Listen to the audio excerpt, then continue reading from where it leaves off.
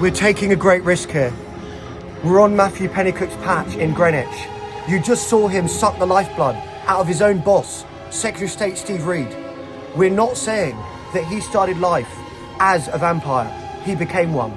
The original vampires in our story are the freeholders themselves. The ones who suck the lifeblood out of our bank accounts and drain the value of our homes day after day. Those freeholders know that now their practices have seen daylight, their evil regime is threatened. But over the years, they've fought back with cunning. They've spread a false and poisonous narrative that abolishing leasehold is both economically damaging and legally impossible. When and how was Pennycook sucked into the ranks of the undead? Here in opposition, he seems untainted. He couldn't be more radical on ground rent reform. I personally share the Secretary of State's preference to cap ground rent at a peppercorn. Now, while we don't discount the risks involved in any of the 5 options outlined in the recent government consultation, Labour is clear that the government must act to protect leaseholders from ground rent exploitation, and that they should be, as I said in committee, courageous. We did it! But only weeks after the election, it was a very different story. Mr. Pennycook attended the launch of a book by housing campaigner Kwejo Tweneboa. We were there too, and snuck up to the new housing minister to ask about peppercorning ground rents. To our shock, he said, "I'm not convinced about the legal risks." That sent us looking back through his previous pronouncements. We need to move on now to the final panel. Thank you very much. Quizzing an expert in international law, Pennycook focused on the rights of freeholders and whether they would sue the government under the ECHR. Thank you, Chair. Dr. Maxwell, on the government's consultation, the 5 options that are out to public consultation at present, they're obviously a sliding scale of risk in terms of the potential for litigation, capping at peppercorn down to freezing ground rents at their current levels. To what extent do you think that any of those courses of action, those 5 options, would be compatible with the provisions of A1P1? I think it's important to start by looking at how the European Court of Human Rights, the Strasbourg Court, considers applications under Article 1 of the First Protocol. On and on the questions went, with Pennycook still trying to push Dr. Maxwell into saying ground rent reduction is legally too risky. Would you expect any of the 5 options to be the subject of litigation on the part of landlords, or are there some that are beyond? You know, they're safe. They're well beyond the infringements we're discussing. You have done well. Matthew Pennycook has clearly been undead far longer than we realised. We shouldn't be surprised. Mr. Pennycook has held Labour's housing brief since 2021. Plenty of time for the property vampires to get their teeth into him, supported by their lawyers, the ghouls of our story. Top property barrister Justin Bates KC works for powerful freeholders. He seems a fan of the minister, congratulating Pennycook on speeches, welcoming his appointment to government. Mr. Bates has advised Pennycook on the new Renters' Rights Act. He's also met the minister to discuss the upcoming Commonhold Bill. Might these tweets from Mr. Bates opposing ground rent reduction have influenced Pennycook's thinking even in opposition? This one compares ground rents to the Rwanda scheme and says violating our international obligations is bad. At this year's Labour conference, Pennycook was firmly on message re the legal difficulties of reform. But I think the court case, I just make a wider point outside of the specifics of the court case. It shows you what a litigious area this is and how important it is that we consult properly so that we have the evidence base and the grounds to proceed with the reforms we need to. Government has become obsessed with process over actual delivery. That law trumps democracy message spread far and wide in his department. His last boss parroted it. I think the challenge and if unfair is that it's fraught with legality, and some of the fine minutiae points of it have to be dealt with care. Just about every Labour MP now spouts the same line. The government won in court. The freeholders are now appealing. It seemed like victory was within the leaseholders' grasp, but now no one seems to know where it is at all. So can you give us any update, any assurances of what's going on? Well, I mean, obviously, when you've got legal challenges, it's really, really tricky because, there's very little the government can do, and we've got to allow the legal process to come to its conclusion.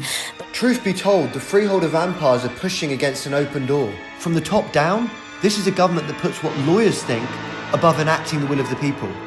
One courageous Labour MP challenged Attorney General and Vampire-in-Chief Lord Hermer on legalism's deadening effect on policymaking. There is a chilling effect potentially when government tries to take on commercial interests, that there is concern about the potential litigation risk, and that can have an influence on what ministers are prepared to do in the first place. Very clear that, for instance, the changes that the government is interested in making on leasehold, which will be very much in the best interests of many of my constituents who are having a great deal of trouble, are definitely going to have a commercial impact on companies, and they are very likely to consider litigation in that context. Our role as lawyers is to help tool up decision makers to ensure that they have all relevant information and that the legal analysis is at the centre of that. And any good legal advice will include a risk analysis. You would try and work out what happens if you lose, what are the downsides, what are the costs, what are the implications. And that's what good lawyers in government do day in, day out when they're advising. This is why leasehold abolition has withered and died. This bloodless Labour government cowers, waiting for legal certainty that's not coming in this parliament, if at all. Meanwhile, the freeholder vampires keep appealing all the way to Strasbourg. And now the vampires are about to deliver their killer blow. A draft Commonwealth bill that's had the reforming zeal sucked right out of it. They're only ending leasehold for future homes. For those of us in the 5.3 million existing properties already trapped by leasehold, all we'll be getting is gimmicks, regulating managing agents, standardised service charge forms, and yet more rights to trudge to court to be serial litigators that our finances and mental health can't afford. Is anyone left alive in this government who can save the bill and who can save us? Well, just days ago, new Secretary of State Steve Reid made his debut before the Commons Housing Select Committee. We understand that permission to appeal has been sought in the judicial review case concerning the 2024 Leasehold Act, and it's therefore sub judice. Members and witnesses should avoid referring directly to that case, and questions should be about leasehold reform more generally. The freeholders timed their appeal of the High Court judgment against them just in time to muzzle MPs. Andrew. Thank you, Chair. Are you now able to commit to push ahead with ending leasehold during this Parliament? During this Parliament, ending leasehold during this Parliament? That's what we're intending to get to. So I think you're involved in the pre-leg scrutiny in this committee on the draft Commonwealth and Leasehold Reform Bill that we'll be publishing before the end of the year. The intention, yes, is to end new forms of leasehold within this Parliament. Let's hear that again. End new forms of leasehold. The vampires have obviously got their teeth into Mr. Reid at least once. Leasehold to end for future homes only. But just when we feared all was lost, came a ray of hope. Unlike Pennycook, scared of his own shadow, Steve seemed keen to shove legal obstacles out of the way of reform. That you're confident that the timeline allows for the implementation during this Parliament, despite any potential legal cases that may occur? Well, it's our intention to do it. Of course, there are things that can happen that can get in the way of that. We would seek to overcome any of those obstacles, but it remains our objective to achieve that. Yes. This is a message for Mr. Reid. You are a political street fighter. You must throw off this paralysing legalism. With the draft Leasehold and Commonwealth Reform Bill, you must abolish leasehold and free all the 5.3 million households. How to do it? Garnet and crosses are absolutely useless to this kind of vampire. What you need to do is reduce ground rents, which Pennycook is too scared to touch. To kill leasehold once and for all, that is a stake you drive right through its heart. It's still possible. This Financial Times story suggests that most of the bill has already been stitched up, so you've not got much room to manoeuvre. But reducing ground rents is still a policy in play. You cap those ground rents, ideally at a peppercorn, and you drain the value of those overpriced freeholds, making it cheaper for millions of us to buy out our vampires. And with that, leasehold and its vampiric freeholders will be dead.